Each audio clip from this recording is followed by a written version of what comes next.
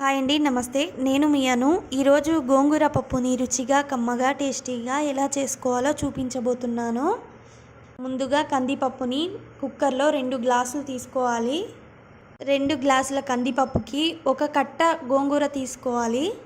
నేను పుల్ల గోంగూర తీసుకున్నాను. దానికి సరిపడా 2 గ్లాసుల కందిపప్పు కూడా వేసుకున్నాను. ఇందులోకే పచ్చి కరివేపాకు కూడా వేసుకోవాలి.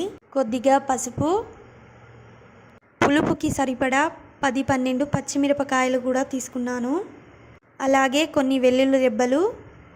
ఇందులోకి మెంతి కూర కూడా వేస్తున్నాను. ఎందుకంటే మెంతి కూర వేయడం వల్ల పప్పు చాలా రుచిగా కూడా ఉంటుంది. అలాగే 2 టమాటోలు కూడా తీసుకున్నాను. ఇప్పుడు పప్పుకి సరిపడా నీళ్లు కూడా వేసుకోవాలి. కుక్కర్ మూత పెట్టేసి పప్పు గోంగూర ఉడకాలంటే 5-6 విజిల్స్ వచ్చేదాకా ఉడికించాలి. పప్పు అయితే మెత్తగా ఉడికింది. కుక్కర్ మూత తీయగానే పప్పుని వెంటనే మెదుపుకోవాలి, లేకపోతే పప్పు గట్టిపడిపోతుంది. నేను పప్పుని మెత్తగా మెదుపుకుంటున్నాను.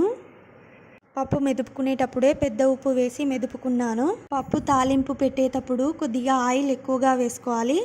అదే కాకుండా ఎప్పుడైనా సరే పప్పు తాలింపు పెట్టాలన్నా, పప్పు రుచిగా రావాలి అన్నా వెల్లుల్లిపై పొట్టు తీసుకోకూడదు అని మా అక్క చెప్పింది.